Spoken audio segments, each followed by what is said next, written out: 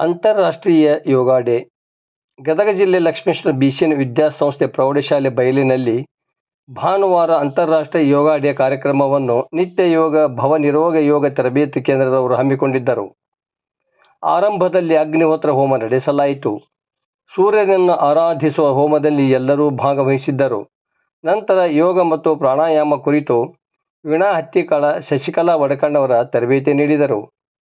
ಈ ಸಂದರ್ಭದಲ್ಲಿ ತಾಲೂಕು ಹಿರಿಯ ನಾಗರಿಕರು ಮತ್ತು ನಿವೃತ್ತ ನೌಕರರ ಸಂಘದ ಅಧ್ಯಕ್ಷ CR ಲಕ್ಕುಂಡಿಮಠ, Eshwar Hosamani, Praveen Patil, doctor Srikanth ಬೆಳವಗಿ, Suresh busy, Babanna Vadakannavar, Mayura ಬದಿ, ಸಂತೋಷ್ ಸರ್ವದೆ, ನಾಗರಾಜ್ ಎಂಡಿಗೇರಿ, ಪ್ರಕಾಶ್ ವಡಕಣ್ಣವರ, ಪ್ರವೀಣ ಪಾಟೀಲ, ಚಂಬಕ್ಕ ಹತ್ತಿಕಾಳ, SS ವಡಕಣ್ಣವರ ಸೇರಿದಂತೆ ಮತ್ತಿತರರು ಇದ್ದರು.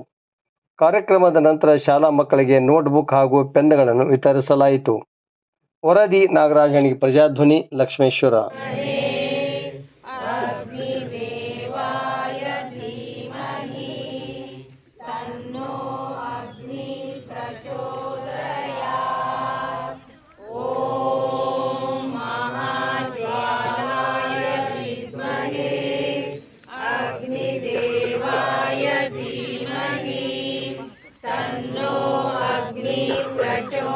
ಮೇಲೆ